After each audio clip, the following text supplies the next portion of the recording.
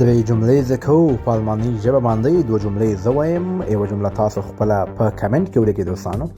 کله چې موږ وایو زه پارک ته ځم، پارک مطلب د سیل یا د مستی ځای. دا جمله په الماني ژبه داسې وایو: Ich gehe in den Park. Ich gehe in den Park. دوستانو بعض ځایونو کې اغ تلفظ کیږي او بعض ځایونو کې خاموش وي او تاسو پارک هم ویلی شئ، پارک هم ویلی شئ.